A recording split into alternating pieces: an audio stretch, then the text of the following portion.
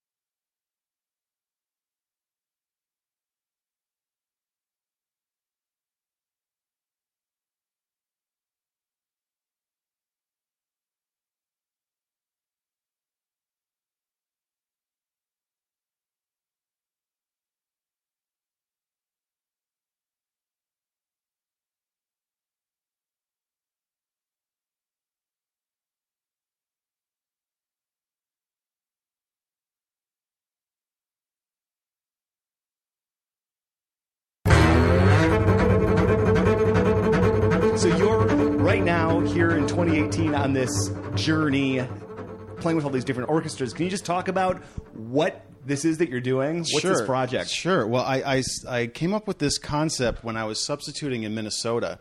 I've been substituting there for about 10 years. And when I was playing there, I realized that I would play a bit differently when I was in that section versus when I was in Utah, which is where my main job is. I've been there since '99. So I would play differently in the different places, and I started buying like a different equipment. Like I bought a DeLucia bow to play in Minnesota, and I realized that I was playing differently in the different places, and I wasn't sure if that was because like the halls were different or the personnel was different, and I thought it was really interesting, and I started taking that out one step further and saying, well, what do these other orchestras do, like Detroit? How do they play, and why? And you know, it's commonly known among bass players that Chicago plays typically different than Boston would play, right? So there's different styles of playing. I mean, is it the city? Is it the hall? What is it? And I just was intrigued by this. And then, you know, my propensity to travel and my love of travel and visiting other places and doing new things just brought me to this project. And I just wanted to create a project for myself for a sabbatical to get out of Salt Lake for a year and just go travel and play. And I created this study to kind of compare and contrast how these different bass sections in different cities, how they play the same music or relatively the same music differently. So like how Chicago would play Beethoven 5 and how Boston would play Beethoven 5. Like shorter, longer notes. I mean, even like where in the beat do they play pizzicatos? Do they play at the ictus or do they play at the bottom? You know, where do they play? So all these things are really interesting to me, and come to find out they're interesting to a lot of other people too. And so that's how I started on this journey. Started contacting my friends and people I know and people I've heard of, and I've gotten some great responses, and I've gotten some great invitations, and I've had not only 1 year but now 2 years of traveling all over the country, playing with these folks and meeting people and stories, and it's just been an epic journey that's I think is coming to an end with San Francisco. Wow, so I'm catching you at the end of this journey. Yes. Okay, probably a lot of synthesizing to do after this. But so, you're member of the Utah Symphony, you were subbing a lot with Minnesota, which is where you start to think about this, and that you're here playing with San Francisco. You mentioned St. Louis Symphony. I know you were playing with the Oregon Symphony recently. Where else have you played? So let's try and go through the list. I was with Cleveland Orchestra last January for 5 weeks. Henry Perbrun fell down and hurt his wrist, and they needed someone. Franz wanted somebody for 2 tours and to play all the repertoire for that month. So I was lucky enough. I've known Max Dimoff for many years. And since he would come down to New World and work with us down at New World Symphony, so we've been in touch for years. And he invited me to come and play. He loves the idea of the project too. And Severance Hall stage, of course, is one of these stages that we all have heard about and have listened to the orchestra playing on. And for me to be able to be part of it and be hearing that that sound from the stage was terrific for me, and he thought it'd be great for people to hear about. So he invited me to play, and we were lucky enough to play in Chicago also. We went on a Midwest tour, and then we played in Miami. So I got the same orchestra with a couple different halls. Then I was in Detroit. That was a great experience in Detroit. That was much different than I thought it would be. I've been in St. Louis. I've been in Nashville Symphony. Joel Reist invited me down there. He's a great colleague of mine from New World Symphony. And at the same time, an old colleague, Charlie Doremus, was coming through. He's based in Europe now. I forgot the name of the orchestra, but he's based there. He happened to be coming through at the same time, and so 3 New World colleagues were all in the same city. That's great. Let's see, where else have I been? There's San Francisco. There's funny enough, I was in Salt Lake City just last week, returning there after 2 years of playing, and I felt like I was able to look at that orchestra and listen to that orchestra with the same feel and with the same eyes and the same ears as I go to a new orchestra. See, it had been so long since I had been there that I didn't think of it in that way when I was there. I was just playing. It was part of my job. But when I went there just last week, I was using those same ears and having the same radar up, and I felt like I got a new look at that hall. I got a new earful of what was happening there. And they're actually a part of it as well. The way that orchestra plays and the way that bass section plays is slightly different than the other places too. So I think I've covered all of them. Minnesota Orchestra, I continued to sub there. I think that's it. How much does the hall play a factor in the way a bass section plays or an orchestra plays? I think now I could listen to, and I did listen to some of the whole orchestra, but what I was really tuning into was the bass section, because the whole orchestra is just too big of a project for me. There's too much going on for me to do. I'm trying to isolate it in a way and not make it the scope of this thing too big for me to handle. So I was really listening to just the bass section and how the bass section relates to the other sections.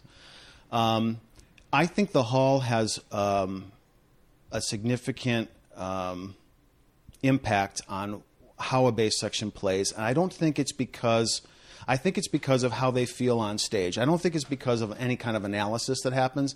I think it's because of what happens on stage and how the bass section feels on stage. That seems to be an overall idea that has come to light in each city. Almost every city or orchestra or hall I've been to, I've been able to go out into the audience and listen in a dark hall with no one else there but basses. Almost every place. In the end, it ends up being exactly what the orchestra needs. Like while playing on the stage, the way they play there and then the way we play when we're playing alone, it is the same. So with the orchestra there or the orchestra not there, the basses still behave the same on the stage, which I found very, very interesting. Yeah, that's super interesting. So we were both playing in Oregon, and I feel fine saying this. Colin Corner wouldn't mind, but like, it's not a great experience on stage for the musicians or for the basses. That was the impression I got. I know we're talking about installing some sort of sound system to help people hear better, potentially. Obviously, everybody would love a new hall, but that. So versus, let's say, Severance Hall, which is obviously known as one of the great halls. Like, what do bass sections do to compensate for suboptimal acoustics on stage? Maybe, I don't know if that's the best way to say it, but I think that there are always ways to improve every situation, and I think most of the places I've been are looking to improve the way the way the section sounds, the way they produce their sound. So you're talking about Oregon. Colin is always tweaking stuff in Oregon. He's always getting the bass section maneuvered in this way. He's always going into lobby for another bass player. We need another bass player for this because we need more sound. or we need to move our stands in this way because we want to sit in this way so we can all play together. He's always, when I was there, he was always tweaking that section and tweaking the situation to get it to be optimal for the bass sound. I felt in Oregon that, and I would listen to some basses from the audience, and when orchestra was playing and when it wasn't playing, and I felt like because I think there was one piece I didn't play, so I got to listen to the orchestra in dress rehearsal. I felt like there that the bass sound was present, but it just needed maybe one or two more players to even everything out. And I remember talking to some violinists, and they said they just can't hear the basses across the stage. So sometimes the sound is present in the audience where it's not as present on stage in some of the other sections, which again is interesting in its own way. This episode is brought to you by Robertson Sons Violins. For more than 40 years, over 4 decades, Robertson Sons has specialized in providing the highest quality stringed instruments and bows to collectors, professional musicians, music educators, and students of all ages. Their modern facility, which is totally beautiful, by the way, if you're ever able to make it out to Albuquerque, New Mexico, I highly recommend it. They have a recital hall that they use not only for performances, but it's available to their clients. So if you want to try out a fine pedigree bass or even a student bass or anything in between, you can go in that recital hall. I've had the chance to do that. Totally amazing. I'm like a kid in a candy store when I'm down there at Robertson's. Check them out online at robertsonsviolins.com. And thank you so much for sponsoring the podcast. Hi, this is David Moore. I'm a professor at the USC Thornton School of Music as well as a bassist in the LA Philharmonic. Gosh, I've been using Diodario Kaplans for the past several years, the heavies especially in the orchestra as well as on the bass that I have at USC. I just really like the versatility that they give, especially dynamically. They just respond well in soft dynamics and well in loud dynamics that can really take anything that I can dish out. And they're just a really well-balanced string across all of my instruments. I've also used the Zayek strings more kind of in an experimental way. I'm honestly looking for sort of the combination and the sweet spot between the two of those, because I really like the ring and the response and the tension of the Zayeks with some of the more conventional characteristics of the Kaplans. I'm hoping that that's something that's in the works someday in the future. Hope that helps. Yeah, I played for 16 years in the Elgin Symphony, which is a per-service orchestra in the Chicago area. A lot of good players. It's like your freelancers that are maybe playing in Grant Park Symphony and doing that. A colleague of mine named John Floater plays in Grant Park, plays in Elgin. He and I were speculating a few years ago about just the number of basses in different orchestras and what is the logic to, you go to one orchestra and they have 8 basses, you go to one, they have 6 for the exact same repertoire, and that number can vary drastically when you compare it to cellos and violins and violas. And now you're playing with these all top tier professional orchestras. But what have you noticed about the number of basses used for different pieces and how that varies throughout the country? Yeah, a good question. I think a lot of it is financial. Yeah. A lot of it is an organization just has an orchestra that's this big, and they have to have numbers that work. And a lot of times the bass section, carrying 6 and then hiring 1 or 2 more bass players for a program. Sometimes it's music director driven, sometimes it's conductor driven, and sometimes there's just not enough financing to get another bass player on stage, even for big stuff like Mahler. Sometimes it's just not possible. These organizations need to stay solvent, or they need to keep their finances in check. And sometimes there's just not artistically. It has to suffer slightly for the organization to survive. If they can't financially, let's say they are playing Mahler, and there should be 8, but there are 6 or 5. And I'm imagining you've been in that situation. Probably we all have. Mm-hmm. What have you seen done by different bass sections to be heard better, I don't know if that's maybe what's Colin trying in Oregon, or what have you seen in terms of positioning, in terms of, I don't know, different rosin? What have you seen? I think in Minnesota they experimented with a lot of things. They experimented with different sides of the stage all along the back. But as far as compensating for fewer numbers, I think the only thing I can think of would be risers. Risers tend to help the bass sound on a stage and give a more of a sort of an organ feel to the sound, or make it so the orchestra can feel the sound more than hear the sound, and that might help the situation. Maybe get the basses up a little bit higher, so maybe their sound goes over some of the orchestra instead of into chairs or into bodies, things that absorb it. But as far as producing sound, I think we all suffer with overplaying sometimes because we just want to get that sound out there. But sometimes that's just a reality of the world we live in today. That sometimes it's just we can't afford 10 bass players up there and 12 cellos, and sometimes there's not enough room. Sometimes there's just the stage is the way it is. This orchestra has a stage that's only so big, and you can only fit so many bodies on that stage. I remember playing Rosencavalier with Lyric Opera of Chicago, 8 basses in that pit, which was my bridge was directly against the back of Greg Sarchet's chair. I mean, it was one of those intense puzzles getting into that pit, and I had to be very careful about up bows and very careful about string crossings. So that's just the nature of our business. That's just what we do. We kind of wiggle in there and get it done as best we can.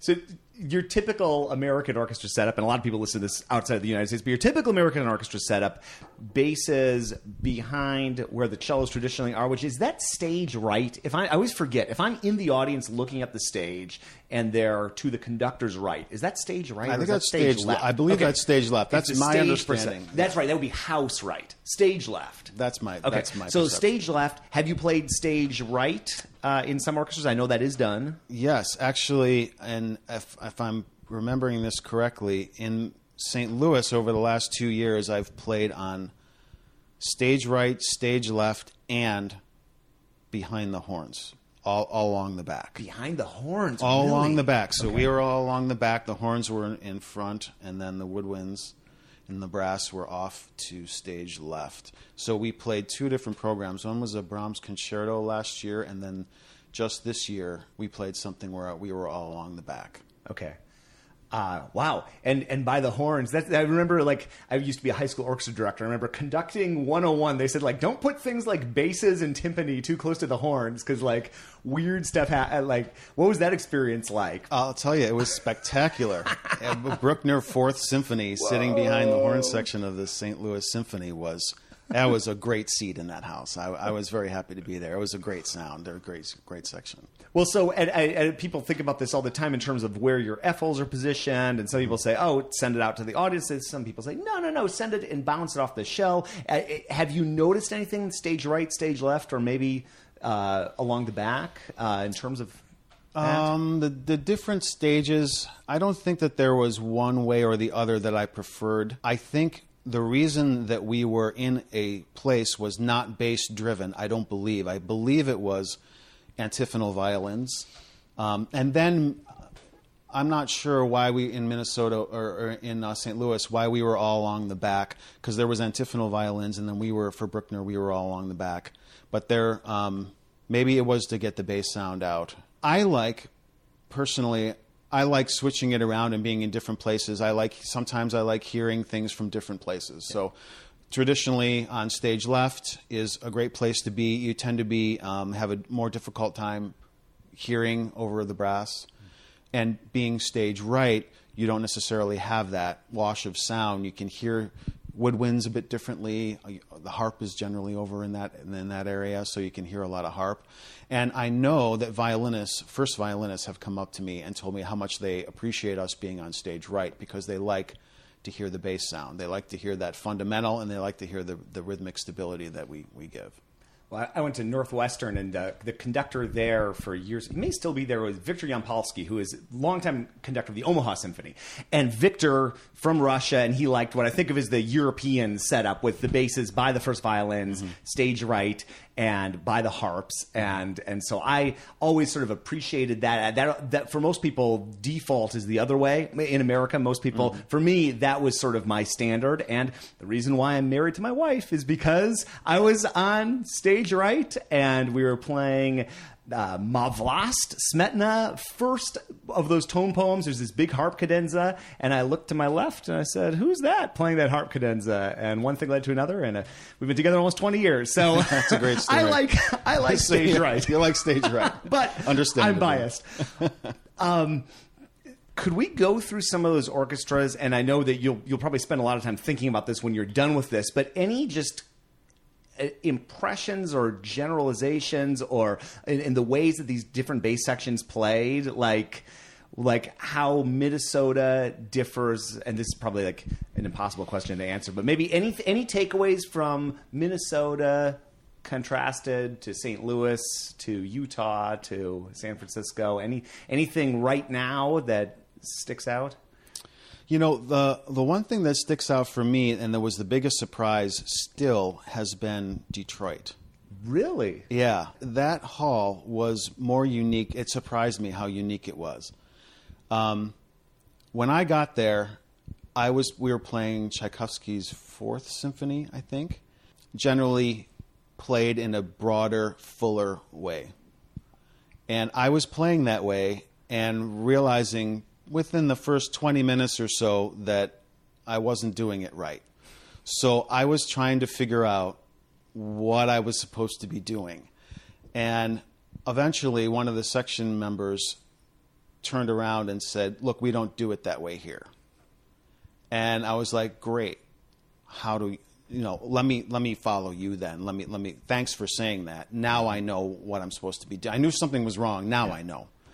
And I did that, and I found that they played much shorter than I thought. The notes were no more than the value of the note. They were actually shorter than the value of the note, and the volume was much less. That fit into the orchestra much better. And when I started playing that way, I realized that it felt much better, and everyone else around me felt much better. So I don't know where I came from before that. Maybe I came from someplace I was playing, huge. I don't know. In playing that way, it made much more sense. And then Kevin Brown and I, the principal, had a chance to play on stage for each other in a dark hall. And when we played for each other, I realized that if I played in a full and fat, broad way, the sound in the hall reverberated back and forth so much that the notes combined with each other and you couldn't hear. The pitches were almost like they were being played at the same time and you couldn't differentiate the notes. It just blended together in a mush, in a massive sound that didn't really make much sense. And then when Kevin and I, he was in the audience saying, try it this way, move your contact point down toward the bridge more, play in a more less heavy way, a bit lighter way, take less of the string, and create more space in between. And in doing that, he was like, okay, that's what I can hear. I can hear the difference in the notes then. And then he came up on stage and did the exact same thing and played in the two different styles, the way I was playing in the different styles. And wouldn't you know it, I mean, it made a world of difference. Yeah. Like all those notes were crystal clear when they were played much shorter, much less full, and just exactly as full as they needed to be, but not overblown, not any more than that. And the sound was beautiful, what was coming out of that bass when he was playing it. And I think he was playing my bass. I think he was playing my Postachini bass. And it was shocking. Yeah. And I think I have 2 pages of notes for that for that afternoon. Yeah, that was a big revelation. We were playing last week. San Francisco Symphony was playing Brahms Violin Concerto, and I was sitting subbing in the section, and there are all these pizzicatos, and I always have that little tremor of anxiety, and especially in a subbing situation, like, please play together with the group. What have you noticed in the different orchestras and the different principal bassists you've been playing with about how they lead to get the bass section to come in together, or maybe not together. What have you noticed? I'm sure you thought about that. That's something I've spent probably like 5 years of my life collectively thinking about, like, how do we play these pizzas together with the conductor and everybody else? Sometimes, like this week, Scott Pingle, he is an excellent, what I consider to be an excellent leader as far as pizzicatos are concerned, because he has a big motion, and I understand exactly where he wants to play. And the orchestra, so there's that, and then there's also, where does an orchestra like to play? And a lot of times the bass section just melds into whatever happens in the orchestra, and the whole orchestra plays in this place or in that place. They play a little, at the top of the beat or the bottom of the beat, or early or late. I did notice in Nashville they're very quick, and the hall is actually very quick. I can see and hear the violin section, the last stand of violins. I hear their notes the same time I see their bow. It's that quick. So the hall is very crisp and clean, and they play at the bottom. Bang! I mean, that pizzicato, when the stick hits the bottom, we're there. Yeah. And I was late a couple times because I wasn't used to that. Minnesota I found to be a little bit later. Yeah. They pause a little. They pause a little bit. They like that tension before the pizzicato. And St. Louis is the same way. And Eric Harris told me that. I felt that, but he even said the same thing. He likes that tension before the pizzicato, and wow. It's there. I mean, and you can feel it. Like you're all waiting for it to happen, and then it happens, and it creates an exciting situation with the music and the pizzicato and how that fits into the rest of the music that comes out of the orchestra. This episode is brought to you by Upton Bass, and have you checked out this new travel bass from Upton? Oh my goodness, what a cool looking design. What a great sounding bass. It's just totally remarkable. And the way that they're launching this product, it's just so perfectly Upton. It's bold, it's innovative. You got to check out these videos of Gary Upton unfolding, I don't even know how you describe it, putting together, I guess, this travel bass. It takes almost no time. It is in a Samsonite piece of luggage. I kid you not. It is just a suitcase. It is literally a suitcase bass, but it comes together and it's a real bass. It's a nice sounding bass. It's so cool. Just another example of the way in which Upton is innovating and blazing new trails for the bass community. So thank you for what you do, Upton, and thank you so much for sponsoring the podcast. This episode is brought to you by the A440 Violin Shop. It's located just down the street from Wrigley Field in beautiful Chicago on the north side, just off the Brown line. I have been going there my entire adult life, and they have been fantastic, both for repairs. I've had cracks repaired. I've had seams glued. I've had all sorts of students go to A440 to get instruments, to get bows. They're available with a smile, do wonderful work, and definitely check them out if you are in the Midwest. A440violinshop.com, and thanks for sponsoring the podcast. Oh, yeah. Well, I remember talking to a friend of mine, Doug Johnson, who subs a lot with the Chicago Symphony, talking about the first time he played with Daniel Barenboim conducting Chicago. And I was playing the Civic Orchestra in Chicago. He conducted that, too, so I felt that, too. But, I mean, you give that gesture, and you'd be like, boom. I mean, it was like indescribable. Like, it's so fascinating, that psychology. So does that tendency of an orchestra to play like right with or after, does that change from conductor to conductor? I know you're typically, well, some of these experiences you've been with multiple weeks, but obviously years with Utah. Does the orchestra kind of have the way it reacts, or does that change with the conductor? So multiple weeks we're in Cleveland, St. Louis, Nashville, obviously Utah. I feel like the orchestra, no matter who the conductor was, the orchestra played the way they play, where they play, how they want to play. I felt like it was an orchestral feel rather than driven by who was on the podium.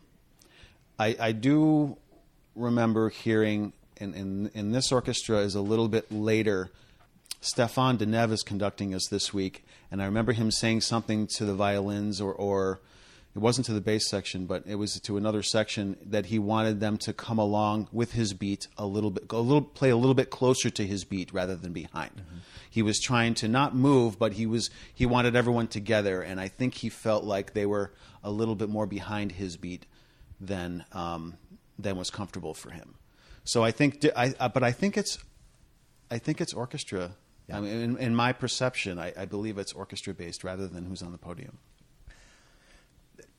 This is a slightly different direction, but I'm sure you've got great advice in terms of this, and a lot of people would love to hear what you have to say. Walking into a new orchestra, and the standard is going to be pretty high in any of these orchestras that you're talking about.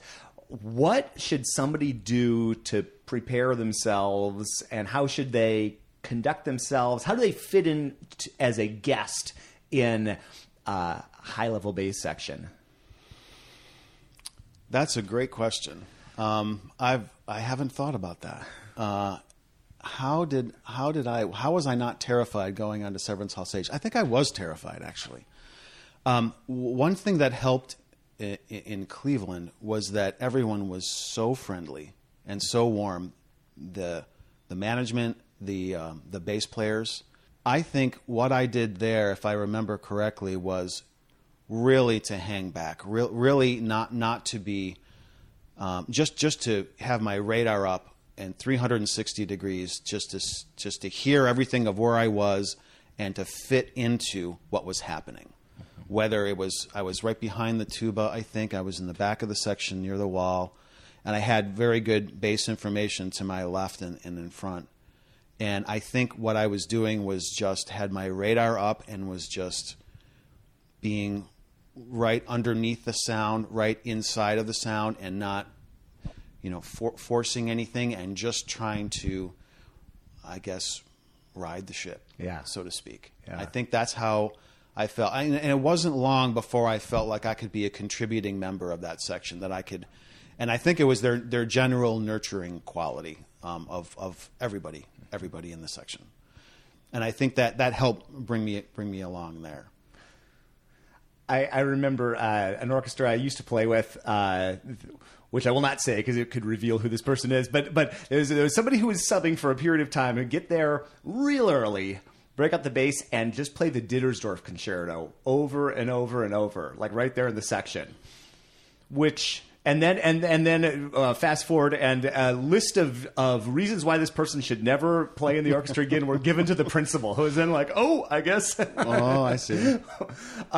So that is, we could probably just say, not a good idea. In terms of like all those just like logistical details of like getting somewhere early, like a lot of people who are 17, 18, 20 listen to this and are maybe early in their journey, like. What can you do in terms of like what are some good best practices just for like fitting in instrumentally, maybe like warming up backstage, warming up on stage, playing through stuff at the break, playing music that's not like what should you be thinking about as a bass player heading into this world?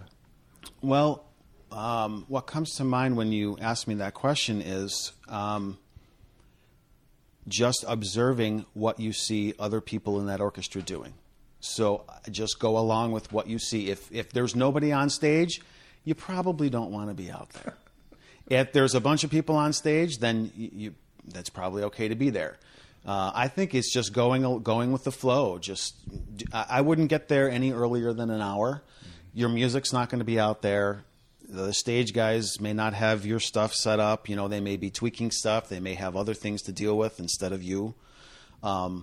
You're not high on the priority list. And you're there as a courtesy, I guess. So you're being given a gift to be there. So demanding very, very, very little and being out of the way and being supportive and being available in whatever capacity is needed. I think getting there no earlier than an hour before. Personally, I don't practice anything else besides that week's music or that orchestra's next week's music.